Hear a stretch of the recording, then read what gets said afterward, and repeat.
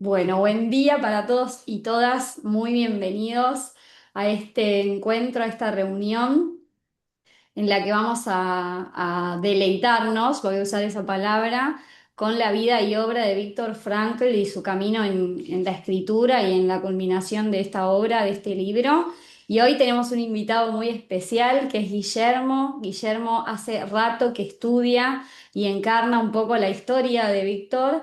No escuché nunca a nadie que supiera tanto de un autor y de un nombre como sabe Guillermo de Víctor. Así que primero quiero agradecerte muchísimo por haberte ofrecido a compartir todo esto que vos sabés, conocés y vivís en cuanto a la vida de Víctor y que estés dándolo así a todos nosotros.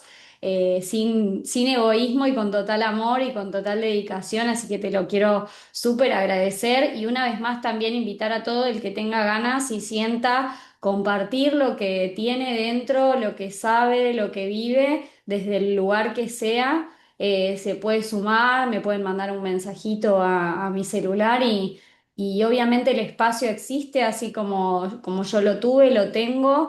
Me gustaría abrir el juego también para que todos se sientan libres de poder hacerlo si así lo sienten y si tienen ganas. Así que bueno, me gustaría, Guille, que te presentes, nos cuentes un poco quién sos, qué haces y cómo llega esta obra y este autor a tu vida.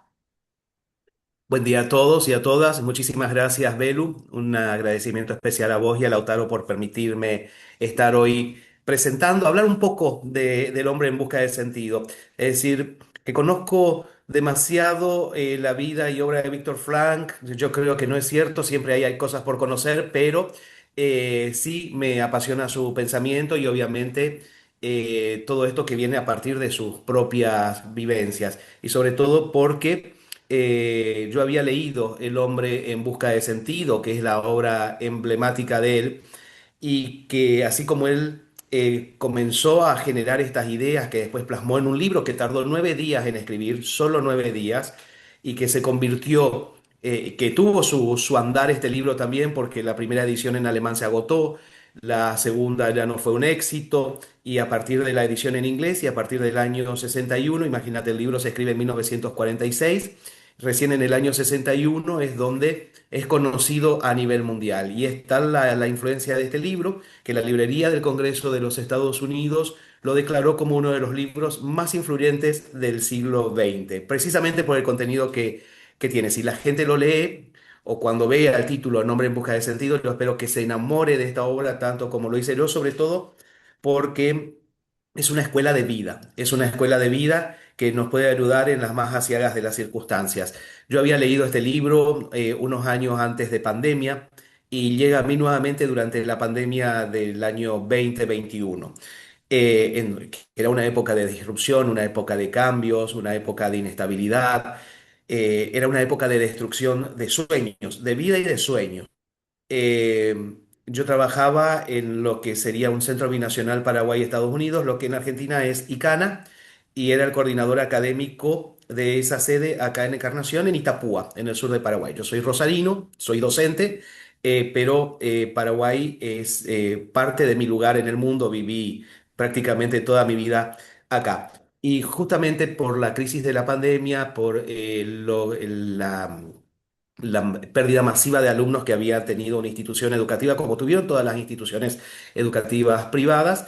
Se cierra la sede acá, obviamente, lo cual implicaba que yo me quedaba sin trabajo, pero con la pérdida de un proyecto de vida al cual yo me había dedicado durante prácticamente 14 años y en donde habíamos puesto talento, corazón, energía y lográbamos que eso se consolidara como un centro cultural de referencia en la ciudad. Entonces fue una ruptura terrible rodeada de todo lo que pasaba alrededor, es decir, la pérdida de amigos, proyectos que se caían, pero sobre todo esa incertidumbre de no saber qué es lo que iba a pasar con nosotros, con los que estábamos. Era una época en la cual todavía no habían llegado las vacunas, estábamos pendientes de todo lo que estaba pasando con todo esto. Entonces, Frank, a través del Hombre en busca de sentido, lo vuelvo a leer porque me acuerdo de él, me acuerdo de lo que me había gustado el libro y dije, no, no, acá es un momento de parar la pelota y pensar cuál es el sentido de todo esto que está pasando. ¿Por qué? Porque me di cuenta que necesitaba hacer lo mismo que había tenido que hacer Víctor Frank en circunstancias más asiagas, mucho más extremas, infinitamente más dolorosas, que era buscar sentido de todo eso para poder después repensar el futuro y para poder reconstruir los sueños y reconstruir la vida pasadas estas circunstancias. Pero había que pasar las circunstancias. Así que para todas aquellas personas que están pasando por circunstancias que son circunstancias complicadas, con un montón de incertidumbre, la lectura de Viktor Frankl es como un bálsamo que nos tranquiliza y que nos permite reflexionar acerca de lo que nos pasa, que lo que nos está pasando no nos está pasando en vano, no es un castigo divino, no es algo que nos indica que la vida se ensañó con nosotros, son circunstancias que nos pasan y nosotros estamos en esas circunstancias. Pero lo importante es ver qué es lo que hacemos con eso y a partir de eso. Entonces, acá viene esto, El hombre en busca de sentido, que decidí titular esta presentación de esta forma sencilla. Víctor Frankl, El hombre en busca de sentido, en honor al nombre de su libro, pero también porque fue él el hombre en busca de sentido y que nos recuerda dato que esa búsqueda de sentido es esencial para poder trabajar con responsabilidad, con libertad y proyectar nuestro futuro. Y el subtítulo es El puente para transitar un mundo complejo en homenaje a esta comunidad maravillosa que es el puente. Y no es un puente para transitar un mundo complejo, es el puente. Ahí viene la singularidad, así como el nombre de esta comunidad que es el puente, singular, único, irrepetible. Vamos a, por favor, Beru, podríamos ir a la siguiente diapositiva. Algo muy importante aquí. Todos, todos pertenecemos. Este es nuestro espacio. Ese es el espíritu que tienen los creadores, los fundadores de esta comunidad. Es el espíritu que tiene Belu, que tiene Lautaro, y es el espíritu de los que tenemos, cada uno de los que nos fuimos sumando a esta iniciativa. Entonces, por favor, siéntanse libres de hablar, de opinar, de comentar. Este es un espacio de total libertad. Y los invitamos a lo siguiente. Durante la presentación es muy importante que uno también vaya evaluando cómo nos estamos sintiendo. Es decir, vamos a la siguiente diapositiva, por favor. ¿Cómo me siento yo en las emociones? ¿Qué emociones estoy teniendo? ¿Qué me pasa hoy que estoy asistiendo a esta presentación un domingo? Bueno, acá es un domingo bastante lindo para envidia de los que están teniendo un domingo de frío, pero ¿qué estoy sintiendo en este momento? Que estoy escuchando, estoy asistiendo a esta presentación desde el punto de vista de emociones. ¿Qué emoción a mí me despierta esto? Me despierta placer, me despierta alegría, me despierta ansiedad, me despierta enojo porque podría estar durmiendo y estoy asistiendo aquí, pero en definitiva la respuesta es interna y la respuesta queda en cada uno de ustedes. ¿Por qué? Porque cuando yo estoy aprendiendo a identificar cómo me estoy sintiendo, también es más fácil entender que las cosas tienen un sentido y que puedo ayudarme a mí mismo a comprender el sentido de lo que está aconteciendo. Y también los invitamos a una primera pregunta que me gustaría que la respondiésemos todos, ya sea hablando o escribiendo en el chat. La primera pregunta dice, ¿de dónde soy? Para que nos podamos conocer, nos podamos presentar. Yo soy Guillermo, soy docente, en realidad vengo del mundo de las relaciones internacionales porque estudié eso en la universidad y cuando en Rosario y cuando volví a Paraguay me recibí de traductor público de inglés. Entonces trabajo en la Universidad Católica como docente dentro de lo que serían materias afines a mi área y también en el colegio de la Universidad Católica de acá de Encarnación enseñando inglés y portugués. Y tengo un instituto de inglés que nació a partir de esto que estuvo pasando con la pandemia, en donde la pérdida del proyecto llevó al surgimiento de otro proyecto. Laura de Santa Fe, Argentina, somos coprovincianos. Alguien que decía, sí, Rosy Zapata dice, soy de Mérida, Yucatán. Saludos, Rosy, nos están escuchando de lejos, ¿sí? Bueno, ¿Alguna yo otra? soy de la zona sur de Buenos Aires, nací en un barrio que se llama Lanús, del conurbano bonaerense, y hace 10 años que vivo ahora en Capital Federal, en Argentina. Ah, buenísimo. Hermosa ciudad, Buenos Aires también. Y Santa Muy Fe de la lindo. Veracruz también. Hay rivalidad entre rosarinos y santafesinos, es un clásico, pero como rosarino debo reconocer que Santa Fe de la Veracruz es una ciudad hermosa. Somos muy, muy, muy Ya voy a parecidos. ir, no conozco ninguna de las dos, ya voy a ir, ya voy a ir a las dos. Vas a quedar enamorada de las dos, Belu. Y otra cuestión importante más también. Vamos a definirnos con tres palabras. Pueden escribirlas en el chat o pueden abrir el micrófono y decirlas, pero solamente tres palabras y tres palabras positivas.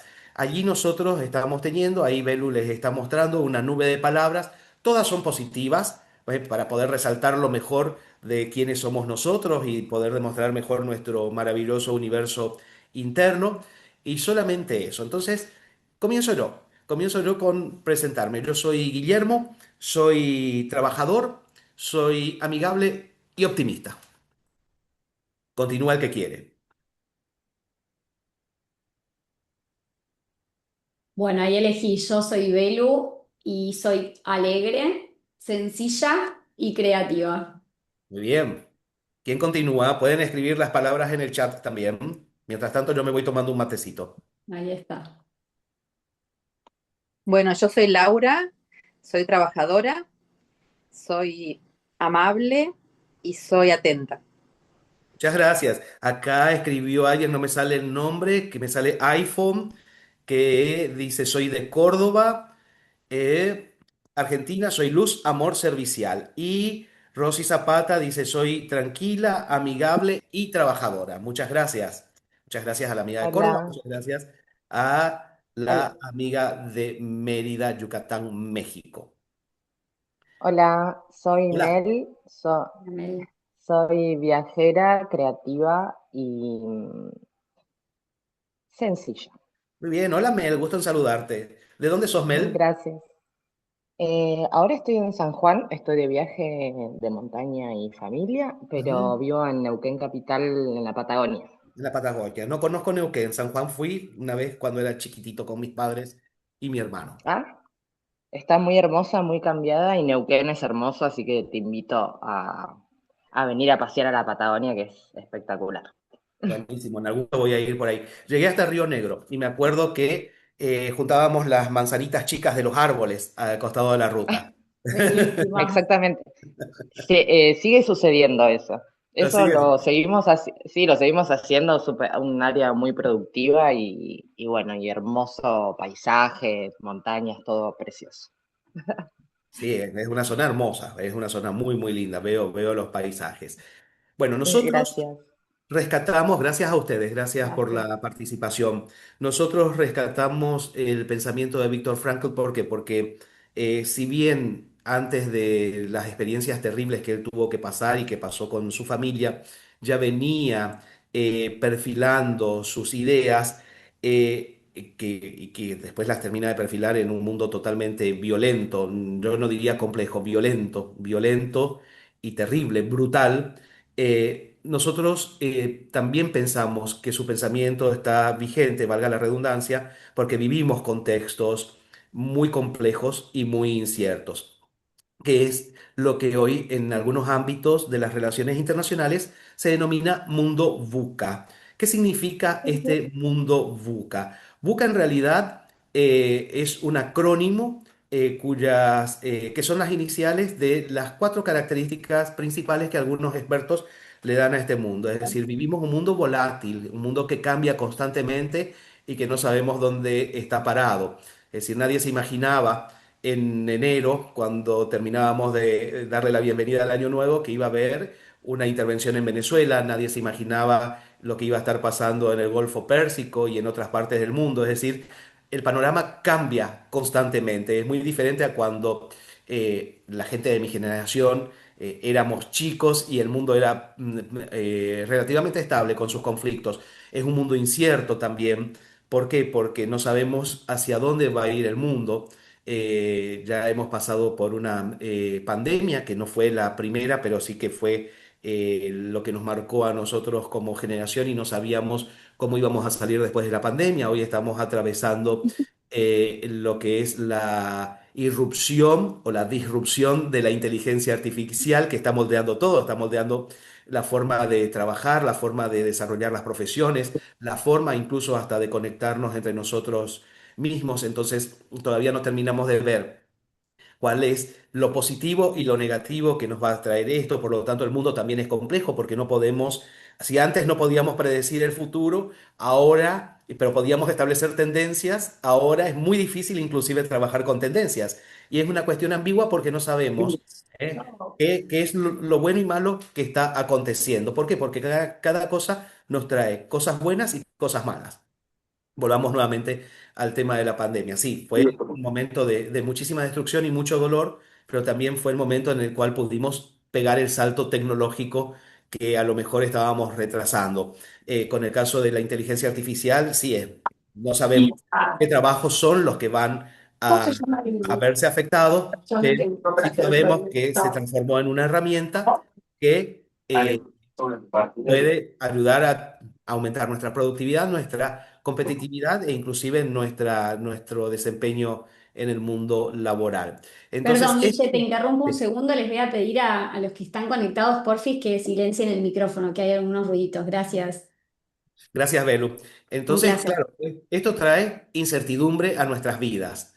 Y una especie de pérdida de la capacidad de proyectarnos al futuro. Pero nuevamente tenemos que volver a Viktor Frankl y pensar cuál es el sentido de todo esto y qué sentido inspira esto en mí. Y acá lo vemos a él, que es el hombre que encontró sentido en medio del horror. Y encontró sentido en dos vías. Encontró sentido para mantenerse vivo en medio del horror de los campos de concentración, porque no estuvo solamente en un campo de concentración, estuvo en cuatro, y encontró sentido para superar la pérdida de su familia, reconstruir su vida, pero también encontró sentido para ayudar a los demás internos en los campos en donde él tuvo que estar, es decir, no en dos vías, en tres vías. Entonces, recordémoslo siempre a él como eso, como el hombre que encontró sentido en medio del horror. Y vamos a ver que después la palabra sentido viene acompañada de otras palabras que forman parte de esta escuela psicológica, que en realidad es una filosofía de vida que él creó. Entonces, la complejidad del mundo actual, agravada primero por la pandemia de COVID-19 y por el surgimiento de situaciones disruptivas como la inteligencia artificial, los liderazgos disruptivos que vemos hoy día cuando prendemos la tele o nos conectamos a Internet y vemos las noticias, requieren de liderazgos positivos y también la acción de organizaciones que estén centradas en el desarrollo propio de sus integrantes y de su entorno. Es decir, esta sabiduría de Viktor Frankl nos invita no solamente a encontrar sentido para ver qué es lo que nos pasa, qué es lo que podemos hacer y proyectarnos al futuro, sino que también constituye una verdadera escuela de autoliderazgo y prepararnos para el liderazgo, para poder justamente promover el desarrollo de todo lo que nos rodea, nuestra familia, nuestras comunidades, las organizaciones donde nosotros estamos. Yo cuando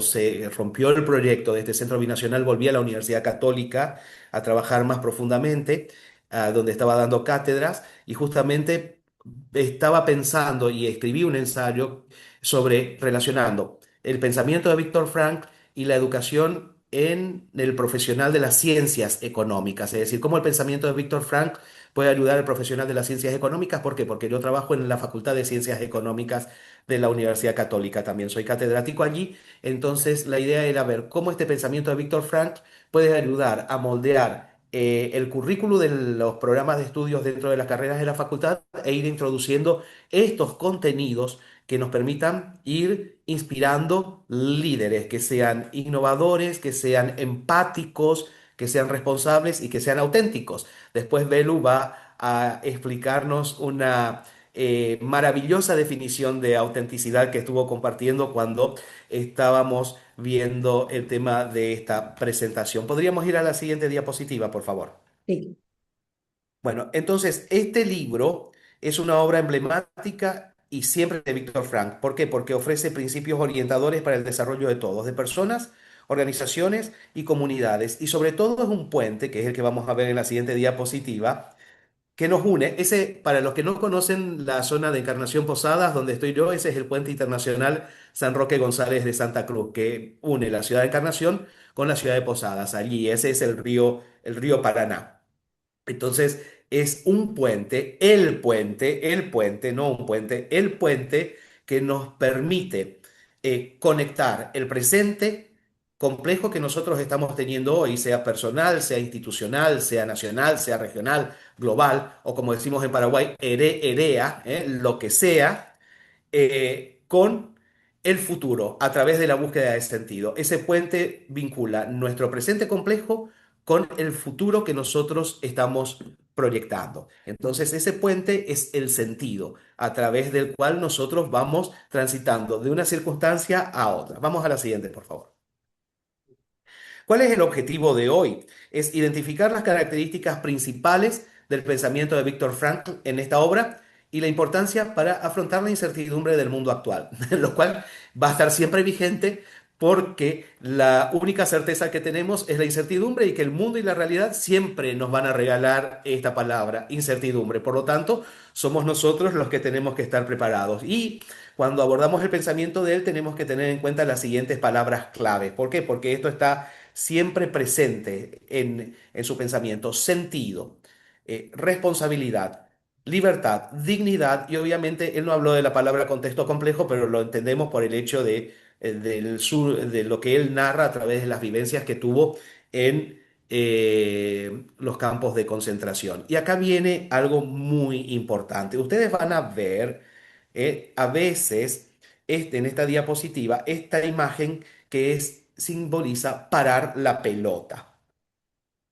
¿Por qué parar la pelota? Bueno, Víctor Frankl, por dos motivos. Por dos motivos. Víctor Frankl en algún momento, y esto no dijo él obviamente la frase, pero es una invitación a parar la pelota del torbellino de cosas que tenemos todos los días y encontrar justamente sentido a lo que está pasando, pero también parar la pelota como un ejercicio. En algún momento va a aparecer esto y yo les voy a pedir que ustedes escriban o compartan una cosa que les haya llamado la atención del pensamiento de Víctor Frank, algo que hayan aprendido, algo, si ya leyeron el libro, algo que ya deseen, algo que recuerdan de él, en definitiva, algo que se están llevando de esta reunión. Va a aparecer como dos o tres veces parar la pelota, así que atenti a esto. Ahora, ¿por qué el hombre en busca de sentido?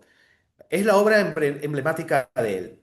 Eh, Porque describe los horrores de los campos de concentración del nazismo, rescata la actitud positiva que la persona puede tomar ante la más adversa de las circunstancias y reivindica los conceptos de sentido, dignidad, libertad y responsabilidad. Fíjense lo que es esto. ¿Por qué? Porque justamente a través de la búsqueda de sentido de todo lo que a él le estaba aconteciendo en los campos de concentración, él dice, bueno, yo tengo que recuperar la dignidad y la dignidad es el hecho de saber que somos seres humanos que existimos, no somos los números que nos tatuamos.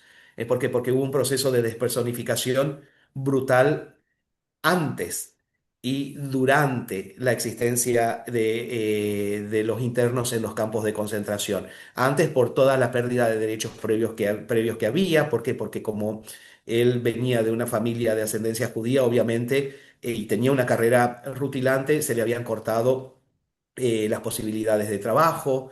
En Austria, él nació en Austria, bien, ahora lo vamos a ver bien. Después, toda esa seguidilla del recorte de derechos viene la deportación a los campos de concentración y el hecho de perder el nombre y el apellido y convertirse en un número. Entonces, lo primero es ver qué es lo que acontecía, pero recordar que somos seres humanos y volver a buscar la dignidad. Y si otros no nos reconocían esa dignidad, sí reconocerlas a nosotros. Esto es el pensamiento implícito de él. ¿Quién fue Víctor Frankl?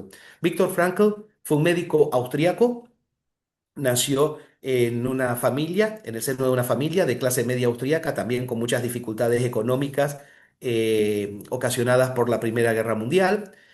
Tuvo una larga vida, nació en 1902, murió en septiembre de 1997.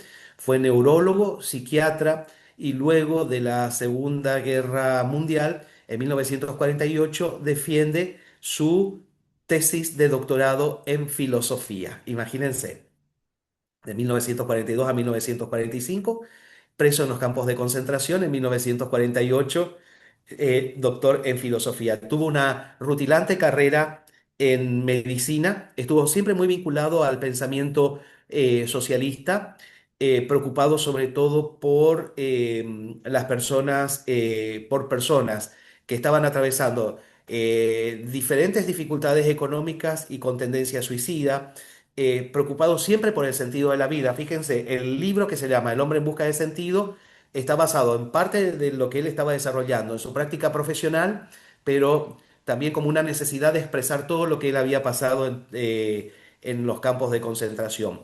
¿Y en qué sentido estuvo preocupado siempre por el sentido de la vida? Cuando él trabajaba en los hospitales públicos de Viena, se estuvo concentrando en dos grupos vulnerables.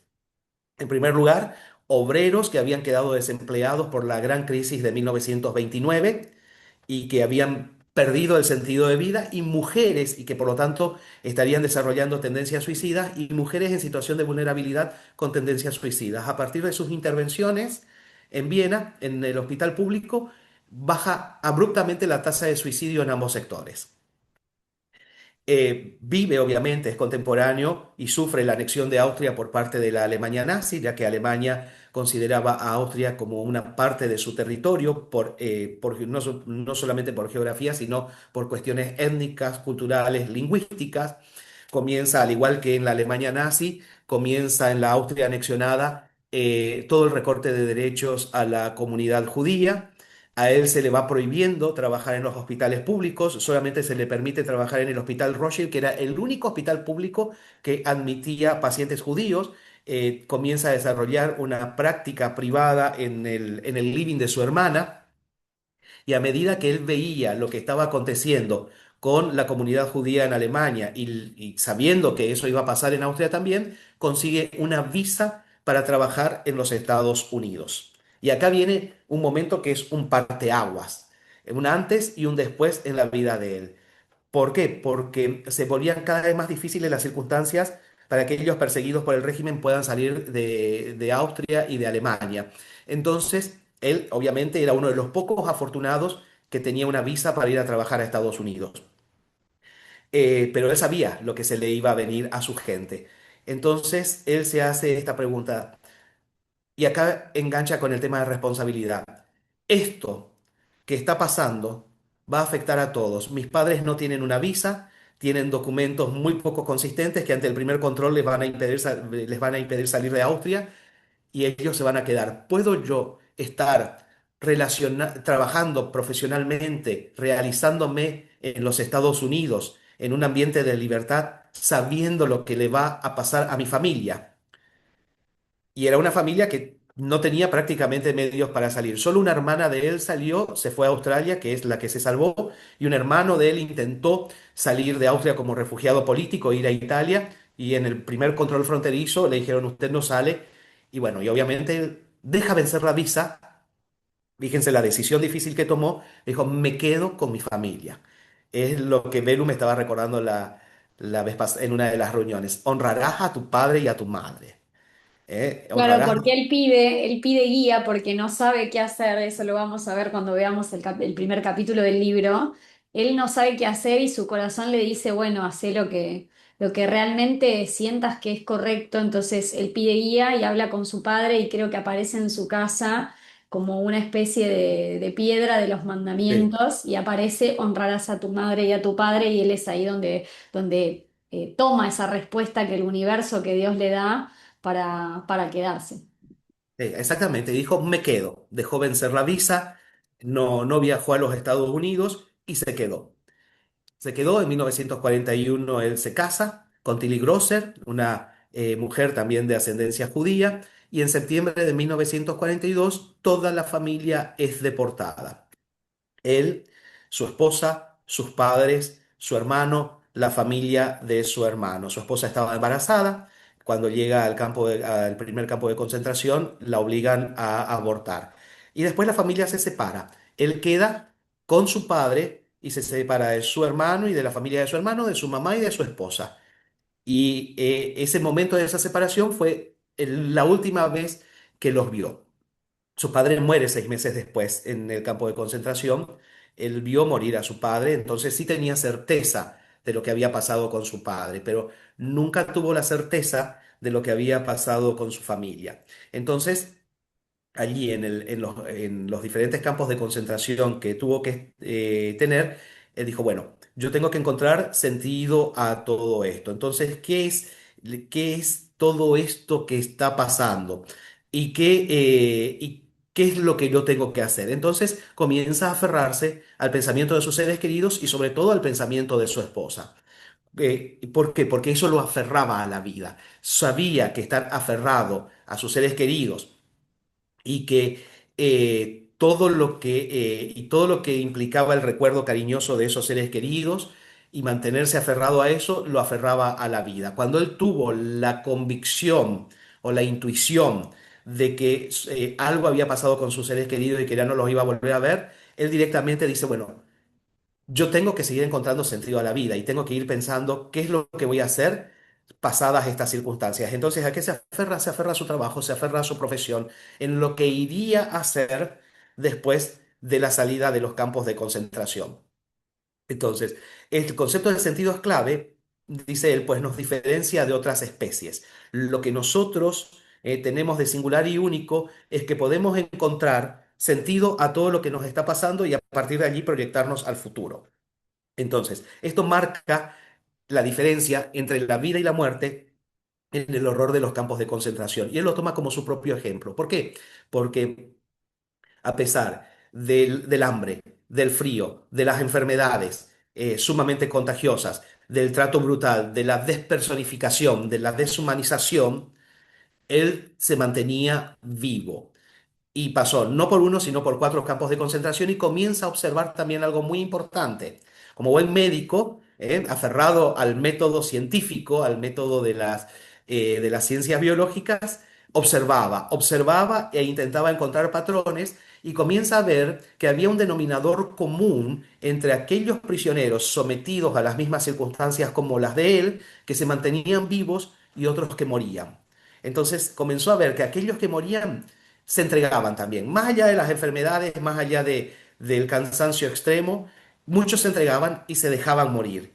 Pero otros que estaban bajo las mismas circunstancias se mantenían vivos, es decir, pensaban en lo que iban a hacer después de su vida en los campos. Y algunos sí pensaban, bueno, reunirme con mis seres queridos, otros retomar mi vida, otros emigrar y salir de ese continente que tanto horror les había hecho vivir. Otros pensaban en la venganza. Sí, debemos decir esa expresión. Otros pensaban en hacer justicia, otros pensaban en que el mundo se enterara de lo que estaba pasando, pero encontraban sentido a todo esto, es decir, el hecho de saber que, a pesar de las circunstancias, eran personas, cada persona era singular, era única y que tenía que mantenerse fuerte y vivos. Entonces, este sentido se transforma en una gran fuerza motivadora que marca esa diferencia entre la vida y la muerte. ¿Por qué? Porque nos invita a ejercitar la capacidad de introspección, es decir, parar un poco la pelota para conocernos mejor, saber quiénes somos, de dónde venimos, saber qué es lo que está pasando, por más que no tengamos la culpa de lo que está pasando, comprender nuestras circunstancias, pero también ver qué herramientas tenemos para poder manejar estas circunstancias y para poder después proyectarnos al futuro. Y en este sentido, Frank trabajó con lo siguiente, es decir, cómo proyectarnos al futuro a través de eso del sentido y encontrar el sentido a lo que nos sucede nos dignifica en primer lugar. Cuando algo nos dignifica, nosotros nos sentimos más fuertes. Cuando nos sentimos más fuertes, nos sentimos más capaces de afrontar las circunstancias. Y cuando nos sentimos más fuertes, además de afrontar las circunstancias, ya podemos pensar con más optimismo con respecto al futuro. Ojo, esto no es pensamiento mágico, esto es descubrir lo que nosotros tenemos ante las circunstancias más dolorosas y ver qué es lo que podemos hacer con lo que tenemos y qué es lo que queremos hacer. Podemos ir a la siguiente diapositiva, por favor. Entonces, acá viene la primera parte importante. Ante tanta brutalidad y deshumanización, despersonificación, comenzamos a dignificarnos. El paso número 1. Esto es una interpretación del pensamiento de él. Identificamos que tenemos algo que nos permite aferrarnos a la vida. Eso es lo primero. Eso es lo primero, que es el sentido de vida. Y eso que nos permite aferrarnos a la vida era la familia, la profesión, retomar la vida que teníamos antes o lo que sea importante para nosotros. Al pensar en eso nos permite proyectarnos hacia el futuro y eso nos produce un primer contraste con la deshumanización de los campos de concentración. Es decir, no soy un número, soy una persona con fortalezas y con debilidades, pero voy a enfocarme más en las fortalezas y voy a recurrir a todas las herramientas que tenga. Entonces, ¿cuáles eran las herramientas que él tenía en ese momento? Su proyecto de vida y el humor. Entonces, es así como surge, además de la palabra dignidad, la palabra responsabilidad. Es decir, la búsqueda de sentido, en primer lugar, tiene que hacernos descubrir que nosotros somos seres humanos únicos e irrepetibles, a pesar de tanta masificación y tanta brutalidad. En segundo lugar, que tenemos un proyecto de vida. Y en tercer lugar, que tenemos que tener un sentido de responsabilidad. ¿Por qué?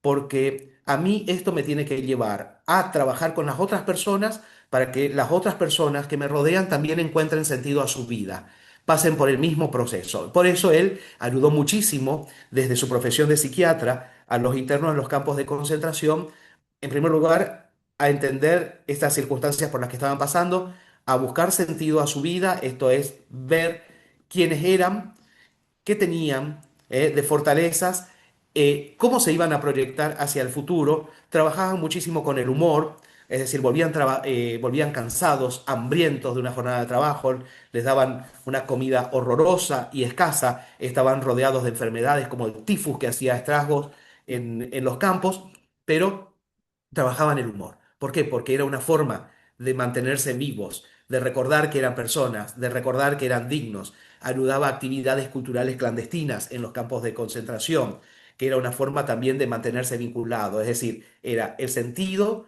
ejercido en vinculación, en comunidad con los demás y con ese mandato de ayudarse unos a otros a encontrar sentido a la vida. Ahí viene el concepto de responsabilidad, pero también adoptamos este otro concepto que es un regalo que me hizo Belu, que yo no lo conocía y que decidimos incorporarlo acá, que viene responsabilidad de la combinación de las palabras respuesta y habilidad. Belu, ¿podrías ilustrarnos con respecto a este concepto maravilloso? Claro. Bueno, este concepto lo vi en las redes de Enric Corbera, que Enric Corbera es un psicólogo creador del método de la bioneuroemoción y es un estudioso de un curso de milagros, lo estudia hace más de 20 años. Y habla vieron la ley de Newton, ¿no? De la acción y la reacción como circunstancias seguidas sin pausa, como inevitable respuesta, ¿no? Y nos invita a meter en el medio de la acción y la reacción una pausa de conciencia. Es esta habilidad de, ante la acción que yo percibo o ante el ataque que yo percibo, que puede ser violencia física, que está obviamente Víctor fue atravesado por la violencia física en toda la historia en los campos de concentración, aunque sintamos que estamos siendo atacados, violentados, tenemos un momento para poner una pausa y para ponerle conciencia a esa respuesta que yo voy a dar a eso que estoy percibiendo. Entonces, hacer el ejercicio de la responsabilidad es justamente detenerme un segundo ante ese ataque que percibo para poner conciencia y verdaderamente elegir esa respuesta que yo quiero dar con conciencia. Y esto tiene un poco que ver también con otro concepto que vamos a ver, que es el concepto de la libertad. Eso a mí me da libertad de poder elegir cómo yo quiero responder ante lo que me sucede en la vida, qué camino quiero tomar, centrándome en lo que sí puedo controlar, porque tengo poder en ese momento y no soy una víctima de las circunstancias. Y uso esta palabra que es muy fuerte, la palabra víctima, y digo también en esta historia en la que Víctor muy fácilmente podría ponerse en ese rol de víctima de la situación, nos invita a reflexionar sobre cuánto poder tenemos ante las circunstancias del exterior, del entorno y de lo que está por fuera de mí, si realmente me centro en lo que puedo controlar, que es cómo yo respondo ante esa situación y este sentido de responsabilidad. Muchísimas gracias, Belu, y que Un justamente placer. conecta con el pensamiento de Víctor, porque es eso, responder ante esa circunstancia extrema, tomando conciencia de los recursos con los que él contaba. Esa fue la respuesta, es decir, ¿qué recursos tengo? Su respuesta, ¿qué recursos tengo? ¿Y qué es lo que quiero? ¿Qué es lo que me aferra a la vida? Exacto. Entonces, esto no es un pensamiento mágico, sino que es un trabajo de introspección, de análisis. Pero imagínense ustedes el tremendo esfuerzo que tuvo que haber hecho Víctor en medio de esas circunstancias, por todo lo que había pasado antes y por todo eh, lo que había pasado durante su existencia en los campos de concentración para poder tomarse ese tiempo y sacar las fuerzas para pensar en los recursos y en pensar qué lo aferraba a la vida. Y cuando descubrió que lo que lo aferraba a la vida probablemente ya no estaba, buscar otra cosa que lo aferrara a la vida y hacer toda una labor pedagógica de ir trabajando con las otras personas con las cuales compartía el día a día para que vayan haciendo lo mismo. Entonces es un acto de respuesta enorme y de responsabilidad, pero altruista, sumamente altruista. Y acá viene lo que también decía Belu, el concepto de libertad clave en el pensamiento de Frankl. Yo puedo hacer todo esto, es decir, volver a descubrir el concepto de dignidad, volver a descubrir lo que me aferra a la vida, aún en medio de esas situaciones tan terribles y dolorosas, eh, trabajar con los demás. ¿Por qué? Porque también descubro el concepto de libertad, clave en el pensamiento de Víctor Frankl. Yo puedo estar en un campo de concentración, puedo ser golpeado, maltratado, abusado por parte de guardianes brutales que pensaban que pertenecía a una raza inferior y que no tenía derecho a vivir. Puedo estar sometido a las más terribles condiciones laborales de total esclavitud en un marco de absoluto desprecio. No soy libre, soy preso, soy interno en un campo de concentración, pero también hay algo de libertad, y esto es lo más importante, que yo conservo y que no me lo va a poder quitar nadie, nadie, nunca, nunca, que es la libertad última, esa libertad última que dice él, que es la de decidir cuál será nuestra actitud ante cualquier circunstancia que enfrentemos, incluso aquellas circunstancias sobre las que no tenemos control. Soy yo el dueño de esa libertad y soy yo que decido cómo voy a reaccionar. Y obviamente todos los internos en los campos ejercieron esa libertad para reaccionar. Algunos independientemente de todo el contexto que sí los llevaba a la muerte y de los asesinatos, otros decidieron no vivir, se entregaron. Pero otros, que eran los que se mantenían vivos, tuvieron la libertad de decidir cómo reaccionar, es decir, ver qué es lo que me aferra a la vida y pensar en qué es lo que voy a hacer y abrazar eso, y tener las sensaciones, por más que esté en ese contexto terrible, tener las sensaciones de alegría que voy a tener cuando ese proyecto de vida se concrete. Entonces, también él nos dice, si no es posible cambiar una circunstancia, se puede cambiar la actitud y encontrar sentido a lo que nos pasa y moldearlo con un logro, es decir, el logro es el logro futuro, el logro de lo que no voy a hacer, que es eso que me aferra a la vida y me permite transitar este camino. Vamos a la siguiente diapositiva, por favor. Y acá sí viene un momento de parar la pelota y es una invitación para que ustedes compartan qué es lo que les llamó la atención hasta el momento del pensamiento de Víctor Frankl, algo que hayan aprendido, algo que deseen compartir, algo en definitiva que ustedes quieran dar a conocer a los asistentes de hoy, que pueden escribirlos en el chat o pueden abrir el micrófono y hablar. Recuerden que aquí todos pertenecemos. Yo mientras tanto me voy a tomar un mate. ¿Alguien desea decir algo? Bueno, en mi caso yo lo leí también hace varios años. La verdad que me impactó muchísimo. Me lo recomendó un psicólogo amigo de Rosario, que él estaba estudiando la logoterapia. Y bueno, la verdad que me lo me lo leí, no sé si en menos de una semana o menos, porque fue tan apasionante eh, y tan desgarrador al mismo tiempo, ¿no? Pero en este momento que vos estás hablando y que lo he vuelto a leer, no lo terminé todavía. eh, Tengo otros sentimientos también. Eh, l- Quizás la palabra o lo que vos me estás pidiendo hoy que aportemos es que siempre hay que buscar qué hay más allá del presente.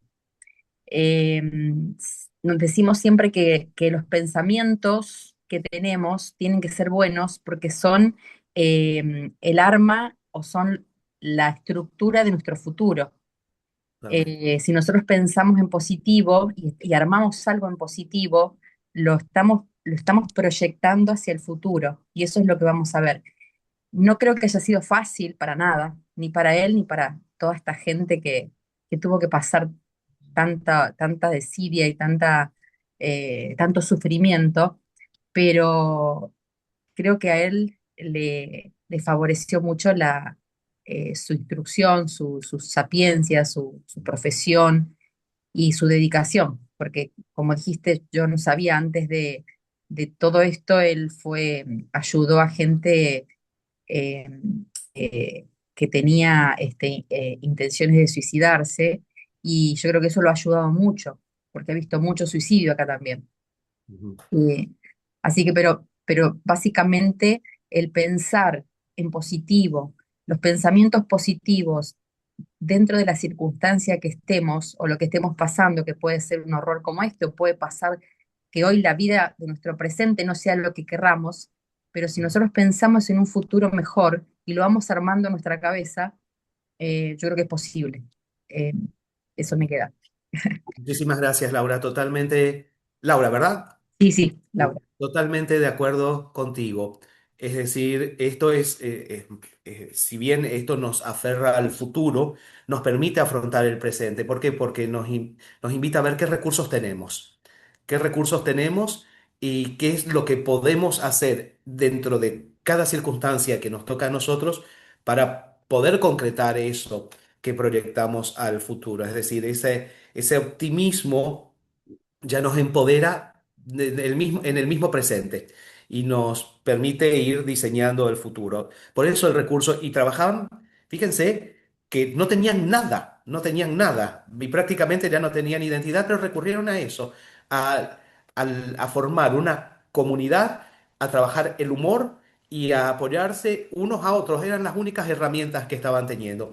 Y ahí viene también el sentido de la responsabilidad, es decir, su profesión lo ayudó, pero él compartió lo que su profesión le estaba dando con los demás. Viene una de las múltiples facetas de responsabilidad que él tuvo. Entonces, ahí nuevamente vemos cómo ese sentido va vinculado a eso, al sentido de responsabilidad. ¿Podemos ir a la siguiente diapositiva, por favor? Sí. Bien. Muchas gracias, Belu. Con respecto a la vigencia de sus ideas, en este contexto de incertidumbre que nosotros tenemos, que es complejo, ambiguo, volátil, eternamente incierto, que es un signo de nuestros tiempos, vemos que este contexto impacta en cada uno de nosotros. Impacta con mayor o menor fuerza, aunque no nos demos cuenta, impacta. Estamos todos en él, estamos todos en él. Impacta en nuestra vida laboral, en nuestra vida personal, impacta en los respectivos países. Entonces, ¿esto qué nos indica? Que tenemos que buscar estrategias para sobrevivir, para reinventarnos, para resurgir, para crear valor. No valor necesariamente en términos de bienes tangibles, pero sí crear valor en el sentido de redes de contención social, valor de vida comunitaria, valor de apoyo mutuo, y que la vida sea, disculpen el término, más vivible en el sentido de que sea una vida digna y de que sea una vida verdaderamente en donde uno sienta que pertenece a algo y que pertenece a algo bueno que a uno le permite afrontar con optimismo el presente, pero también lo invita a seguir proyectándose al futuro. Y en definitiva, eso también nos vuelve más innovadores desde el punto de todas nuestras dimensiones. Vamos a la siguiente diapositiva, por favor.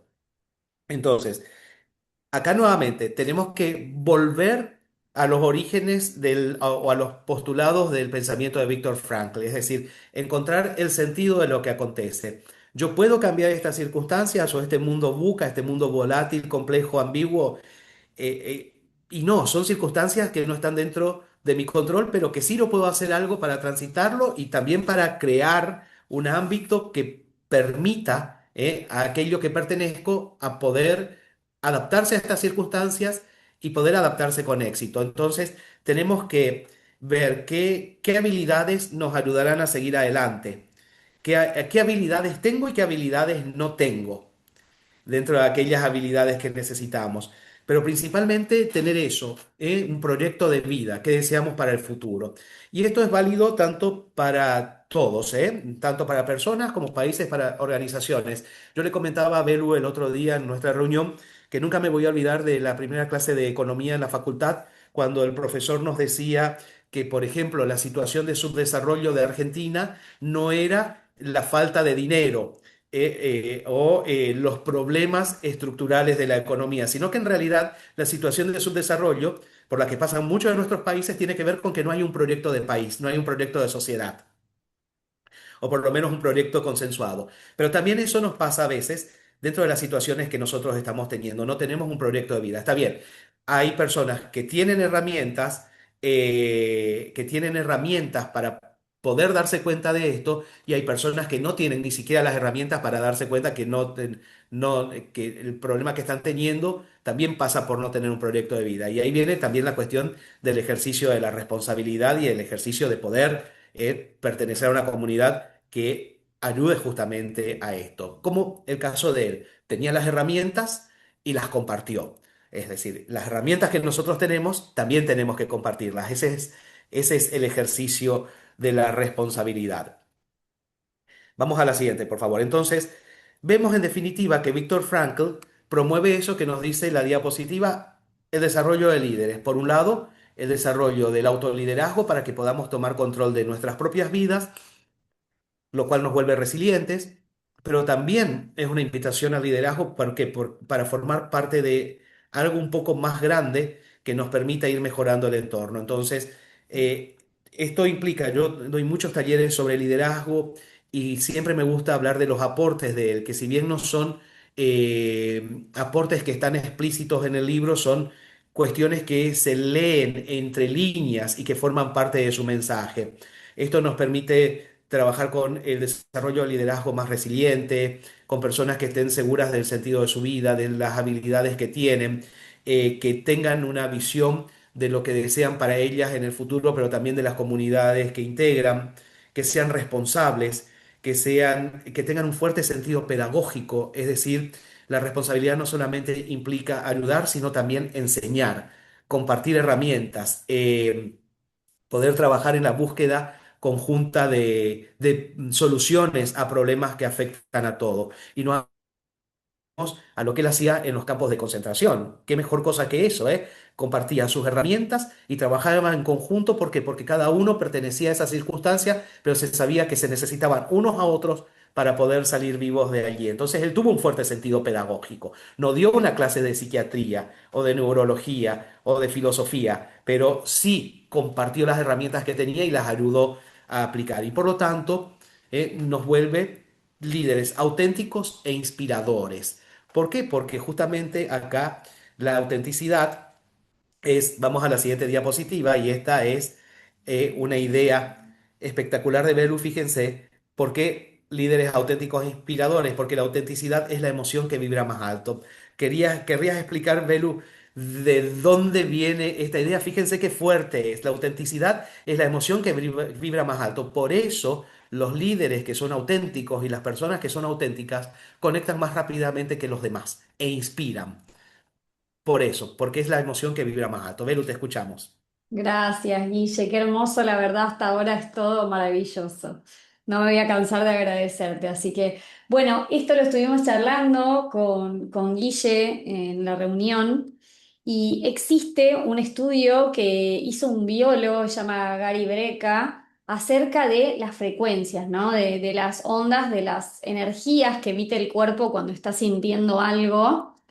Y hay un concepto que se llama interferencia positiva, constructiva, interferencia constructiva, que es que cuando dos ondas de la misma longitud se encuentran, se duplica el tamaño de la frecuencia y esto tiene que ver a nivel físico con la coherencia. ¿Y qué significa ser coherente? Bueno, tomamos el ejemplo de Víctor, ¿no? Tener coherencia entre lo que uno piensa, lo que uno cree, lo que uno siente y lo que uno está comunicándole al mundo de la forma en la que quiere compartirlo, ¿no? Y eso es lo que hace que la vibración se eleve, que uno sea coherente con lo que está comunicando con los demás. Y eso en definitiva es ser coherente con quien verdaderamente vos sos y compartirte con el mundo de esa forma, de la manera más transparente, de la manera más auténtica que existe, porque eso es lo que hace que tu energía llegue más lejos, que se pueda conectar con los demás y conectar verdaderamente. Hoy también Guille nos va a contar acerca de la importancia que tiene conectar verdaderamente con el otro, con el que tengo enfrente, sin ninguna barrera, sin ninguna máscara, sin ninguna careta, ¿no? Esto de el verdadero corazón a corazón, ¿no? De estar de alguna forma desnudo ante la otra persona y decirle, bueno, esto es lo que siento. Si en algún momento yo siento tristeza, bronca, enojo, transitarlo y expresarlo de esa manera, hacer que esa emoción no se reprima, porque yo ahí no estoy siendo coherente y no estoy siendo auténtico conmigo y por ende con los demás tampoco, porque esa es la frecuencia que yo estoy emitiendo, esa es la energía que los demás están percibiendo consciente o inconscientemente, ¿no? Digamos, estas cosas muchas veces pasan por las bambalinas de nuestra mente y de nuestro cuerpo, pero inevitablemente se sienten. Entonces, Franklin nos invita a través de su ejemplo de vida a ser lo más transparentes y lo más nosotros mismos que podamos ser, porque es ahí donde reside nuestro verdadero poder. Y siempre, y esto lo estoy incorporando ahora, siempre va a haber alguien que piense que vos sos una persona fantástica y alguien que piense exactamente lo contrario por quién vos sos. Justo el otro día leí, después se las voy a mandar la imagen y les voy a mandar este videito también de la autenticidad al grupo, que decía, mucha gente te amará por quien eres y otros te odiarán por la misma razón. Entonces, mantenete en vos, en lo que sentís, en lo que pensás, en lo que crees y defender tus ideas con esa verdadera transparencia, que es lo que nos hace justamente conectar verdaderamente con quien tenemos que conectar naturalmente. Muchas gracias, Belu. Y qué fuerte es eso. Gracias. La autenticidad es la emoción que vibra más alto. Justamente ahí viene la esencia de por qué esas personas auténticas inspiran, porque transmiten directamente lo que ellas son. El pensamiento de Víctor Frank, en definitiva, y esto a modo de ir cerrando, porque hoy es una especie de semblanza de quién fue Víctor Franklin. No es el libro en sí, porque el libro lo vamos a estar leyendo, vamos a estar reuniéndonos para ir analizándolo. En definitiva, nos proporciona orientaciones fundamentales para desenvolvernos en contextos muy complejos, promueve el autoliderazgo y el liderazgo. Fíjense que él se centra en el valor de cada persona, en lo que lo hace única e irrepetible, e invita a eso justamente a la búsqueda de sentido y a la búsqueda de proyectarse al futuro, que es lo que nos diferencia de las otras especies. Y en definitiva, esto también nos permite abrir un proceso de desarrollo de un círculo virtuoso. ¿Por qué? Porque esto que, esta búsqueda de redescubrimiento de la dignidad que tenemos, el, el hecho de poder ejercer todo lo que somos con responsabilidad y en proyección hacia los demás, obviamente va creando una vida en comunidad y va teniendo un impacto positivo en los entornos donde nosotros estamos. Entonces no es algo que nace y finaliza en el individuo, sino que es algo que nace dentro de uno, pero que se proyecta a todo nuestro alrededor.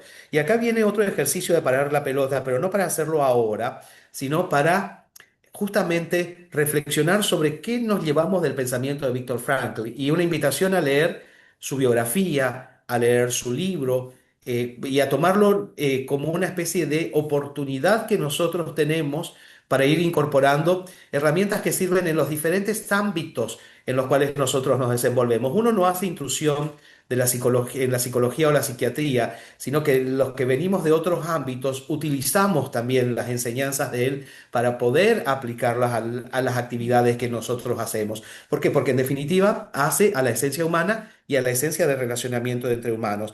Y saliendo un poco del libro, pero para demostrar justamente la fuerza de la conexión, la fuerza de lo que es tener sentido de vida, de lo que es ejercerla con responsabilidad a los demás, cómo impacta eso en la vida de las personas y en la vida de las comunidades, les traje algunos ejemplos que se me vinieron a la mente. Y el primero es esto, el primero es el que tiene que ver con las zonas azules.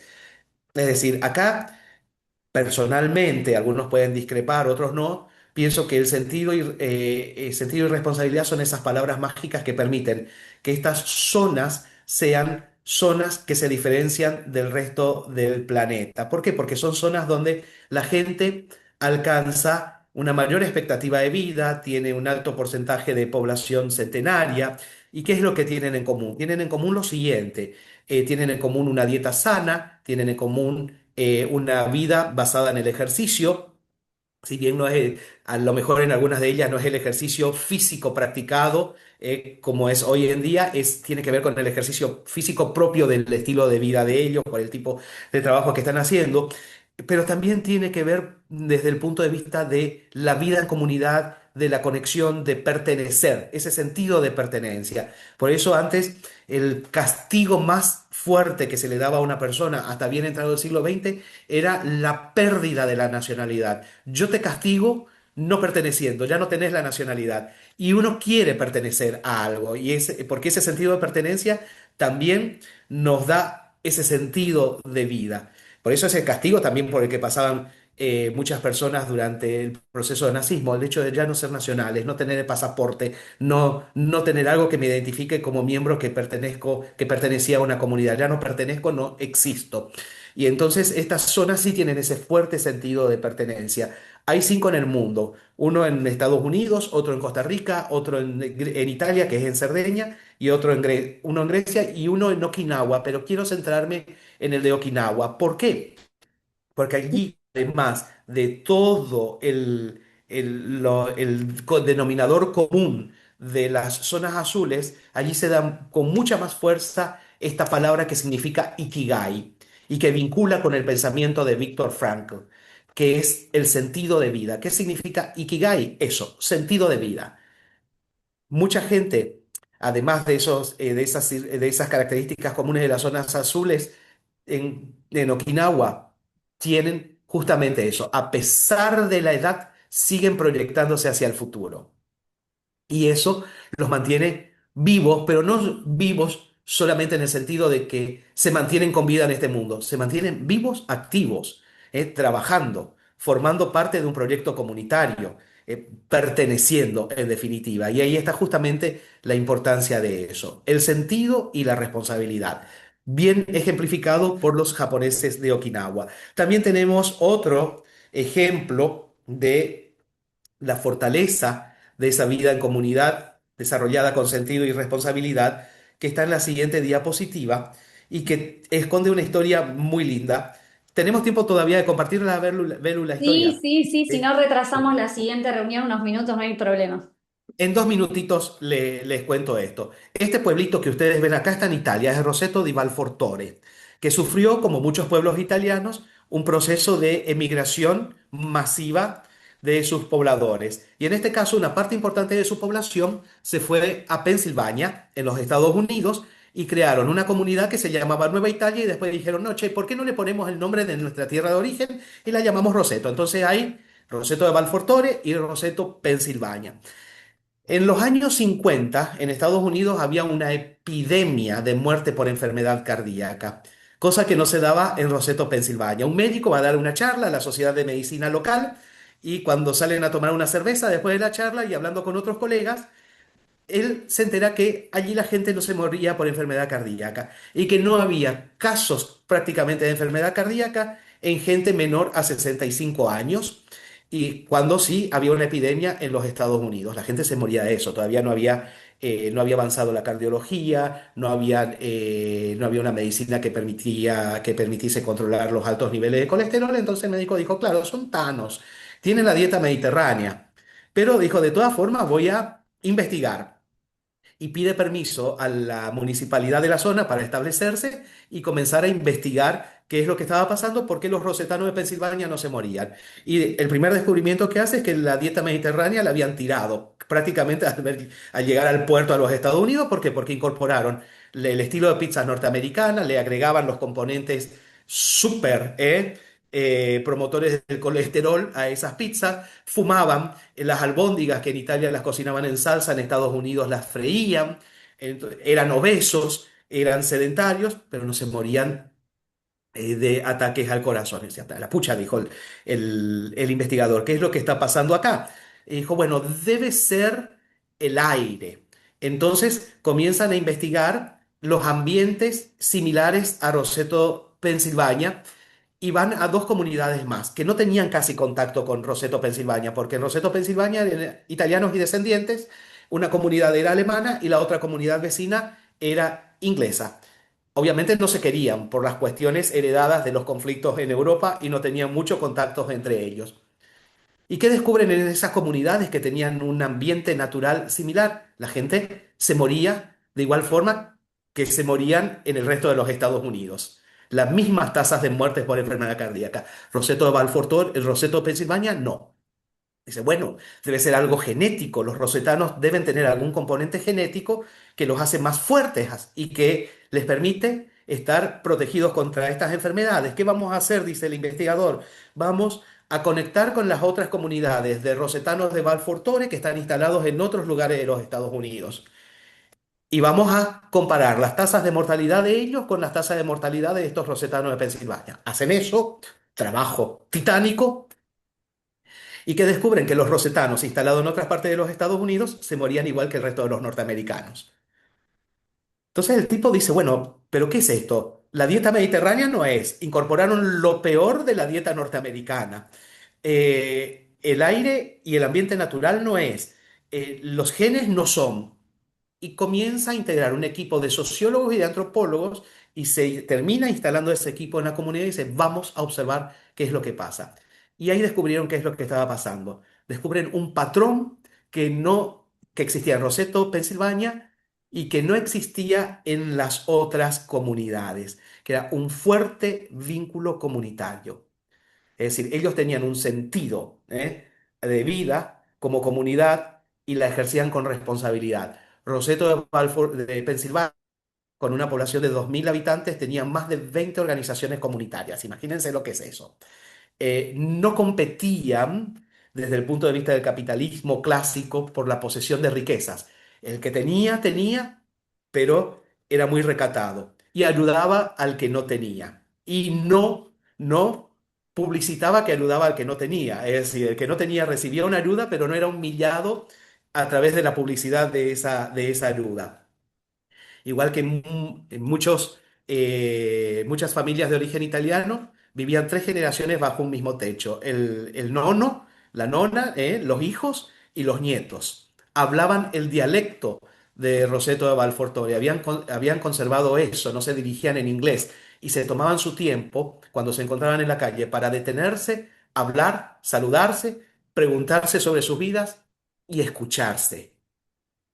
Entonces descubrieron y ahí revolucionaron el mundo de la medicina cardiológica, es decir, la gente no se muere por enfermedades cardíacas porque existe algo más allá de la medicina, una respuesta que la medicina no está encontrando y que está dada en las redes emocionales y en la vida en comunidad. Y también hacen una predicción: a medida que Roseto, Pensilvania vaya integrándose a la realidad nacional, este paraíso va a desaparecer. Y dicho y hecho, a medida que se fue americanizándose, aún más, no en sentido peyorativo, sino en el sentido de ir adaptando patrones de vida de los Estados Unidos al volverse más competitivos desde el punto de vista laboral, a ir mostrando más qué posesiones tenían unos y qué posesiones no tenían otros. Roseto de Balfour Torre igualó las tasas de mortalidad, perdón, Roseto de Pensilvania igualó las tasas de mortalidad por enfermedad cardíaca del resto de los Estados Unidos. Bueno, así como esto se puede perder, yo soy optimista y pienso que en algún momento se puede recuperar si se vuelven a las raíces. Y el último tiene que ver con algo que pasó en el Hospital General de Massachusetts.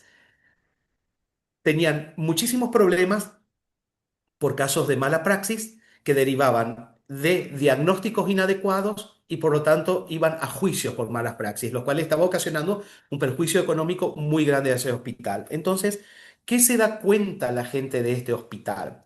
Que los médicos no estaban conectando bien con los pacientes. Entonces, ¿por qué no conectaban bien con los pacientes? Porque la sociedad se había vuelto más multicultural. Al venir personas de diferentes orígenes, muchas veces a esas personas les era muy difícil transmitir lo que les estaba pasando, pero el médico tampoco estaba muy preparado para ir más allá. Es decir, no podía indagar o tenía cierta dificultad para tener toda la información que le debía dar el paciente. ¿Y también por qué? Porque mucha gente, por sus orígenes, sentían que había una relación de poder entre el médico y el paciente, en donde el más poderoso era el médico, y eso los inhibía, y terminaban ocultando parte de la información que le debían dar al médico para un tratamiento adecuado. Entonces dicen, bueno, vamos a ir por lo siguiente. Y en este sentido sí era algo que ellos podían controlar. Vamos a comenzar un proyecto que se llama Empathy, Proyecto Empatía, en donde vamos a entrenar la empatía al personal médico. ¿Para qué? Para que puedan conectar mejor con sus pacientes y hacer que los pacientes conecten mejor con ellos. Son ellos, los médicos, los que tienen el deber de conectar y los que pueden hacer que sus pacientes conecten. Entonces, los entrenaron en escucha activa, los hicieron conscientes de cómo su lenguaje no verbal afectaba la relación con sus pacientes, los ayudaron a entender el lenguaje no verbal de los pacientes. ¿Por qué? Porque eso los ayudaba también a ver si los pacientes les estaban dando toda la información o había algo más que no les estaban dando, y eso los ayudaba a ver cómo indagar. Y obviamente a través de ese programa que se implementó en los años 2010, 2012 y que después fue un modelo para muchos hospitales generales en los Estados Unidos. ¿Por qué? Porque trabajaban sobre evidencia científica, los casos por malas praxis caen. Precisamente por eso, porque hubo una mayor conexión, hubo una mayor responsabilidad en el ejercicio, no de la profesión, sino porque obviamente esa desconexión a lo mejor no era involuntaria, era una cuestión de la cual no se estaba teniendo conciencia. Hubo una mayor responsabilidad en el ejercicio de la profesión y en el sentido de la conexión con los demás. Entonces vemos que sentido y responsabilidad nuevamente podemos ver que son palabras mágicas. ¿Por qué? Porque cambian realidades allí donde se encuentran. Y esto valida también aquellos postulados de Víctor Frankl. En definitiva, con estos ejemplos era la idea de cerrar la presentación de hoy. Así, dudas, preguntas. Excelente. Adelante. Yo era muy, cuando era, esa es Sol Rafaela. Cuando yo era chico en algunos negocios de encarnación, decía, adelante, su consulta no molesta, su pregunta no molesta. Así que quedamos a las órdenes para toda consulta, pregunta que deseen hacer. La sugerencia es, lean el libro porque vamos a tener dos encuentros más para ir analizando partes del libro. La idea de hoy era la de ir dando una semblanza de quién fue Víctor Frank, su pensamiento y cómo eso que él plasmó en este libro que trabajó durante 9 días y que formó parte de la reconstrucción de su vida después de los horrores del campo, no, está presente en muchos lados del mundo, en muchos lugares y en muchas circunstancias. Así que muchas gracias nuevamente, Belu, a vos y a Lautaro por la oportunidad de hoy. Muchas gracias a las personas que estuvieron asistiendo, a los que estuvieron realizando sus aportes. Para mí fue un placer poder compartir algo que forma parte de un proceso permanente de aprendizaje, porque uno tiene una reacción la primera vez que lo lee a Víctor Frankl, tiene otra reacción cuando lo lee por segunda vez, por tercera vez. Es un libro que hay que leer y releer en múltiples oportunidades. Gracias, Guille, muchas gracias. Gracias, Lau, por tus palabras también. Y la verdad es que estoy súper agradecida y sorprendida porque al margen de la temporalidad, ¿no? De la línea de tiempo que percibimos como eso, ¿no? Como una línea, no existe el tiempo para poder incorporar herramientas y para poder llevar esto al hoy, ¿no? A nuestro presente y todo lo que caminó Víctor y lo que nos compartió y nos dejó a través de esta obra y a través de su vida, ¿no? De todo lo que hizo antes, durante y después de escribir la obra y de su paso en los campos de concentración. Y digo, todo eso es extrapolable a nuestra realidad y a nuestro presente y a todo lo que nos surge en la vida cotidiana, en el día a día y a lo que nosotros bautizamos y llamamos como problemas, ¿no? Y digo, en definitiva, ¿quién sería Víctor Frankl si no hubiese pasado por todo el horror que le tocó pasar y no hubiese elegido desde su libertad y desde su responsabilidad alquimizar todos estos eventos de su vida, no solamente para que le sirvan a sí mismo para continuar su camino de vida, sino para transformar todo ese dolor en algo que le pueda servir a los demás? Y esto es algo que también vamos a ver hoy en la reunión de las 7 leyes y es la capacidad de transformar el karma para uno mismo y para que le sirva a otros, ¿no? Y digo, la palabra sentido, la palabra propósito, también tiene que ver con servir, con dar un servicio a los demás, con compartirte desde la autenticidad, lo que estuvimos charlando desde lo que vos sos y lo que vos viviste, bueno, compartíselo al mundo y compartite transparente y completo, porque seguramente va a haber una persona del otro lado a la que vas a poder ayudar y sumar y brindarle una herramienta para su vida cotidiana y para afrontar eso que le está sucediendo y que bautiza como un problema. Entonces, siempre para mí, y esto se lo dije también a Guille, como dice el Evangelio, se enciende una luz para ponerla en lo más alto y no para esconderla debajo de la mesa y dentro de cada uno de nosotros hay una luz, hay un don, hay una historia para contar, hay algo que seguramente nos tocó atravesar en la vida y que puede servirle a otro. Entonces, sirvamos y compartámonos completamente. Por eso te agradezco, Guille, una vez más de que te hayas compartido con todos nosotros lo que vos sos y lo que tenés para dar desde tu historia, tu camino, a través de esta historia y del camino de Víctor, ¿no? Así que te lo agradezco muchísimo y lo que más me llevo es esto, es la capacidad de alquimizar los eventos de nuestra vida y de transformarlos en algo que nos sirva y que le sirva a la humanidad. Es algo que todos tenemos y que todos podemos hacer porque en última instancia somos libres y somos libres de poder elegir qué hacemos ante las circunstancias que no podemos controlar. Y ahí es donde reside nuestra grandeza, nuestra luz, porque todos tenemos esa última libertad. Entonces, hay que salir al mundo y compartirnos de la forma más transparente, auténtica y genuina que hay, porque a veces desconocemos el impacto enorme que eso puede tener en la vida de los demás. Entonces, si sentís hacerlo y contar tu historia y compartirte, hacelo. Así que gracias, Guille. Los invito una vez más a el que tenga ganas de compartir algo, de dar una charla sobre algo, me puede escribir, nos comunicamos y seguimos caminando este camino juntos, como dijo Guille hoy, esto es una comunidad, una común unidad entre todos y esto lo hacemos todos. Así que muchas gracias. Gracias por los mensajitos del chat y por estar ahí del otro lado, que no es el otro lado, sino que es el mismo lado. Nos Muchísimas encontramos en un ratito en la siguiente reunión. Guille, ¿querés decir algo así le damos cierre a esta fantástica muy, reunión de muy, hoy? muy agradecido, muy contento por formar parte de esta comunidad. No sé cómo llegué a la comunidad, pero llegué y muy contento por eso. Y muchas gracias, Belu, a vos por todo el apoyo y gracias a ustedes por las bellas palabras del chat. Y queda la invitación de leerlo a Víctor Frankl. Desde el placer y Desde el placer, no de la desde el disfrute. exigencia.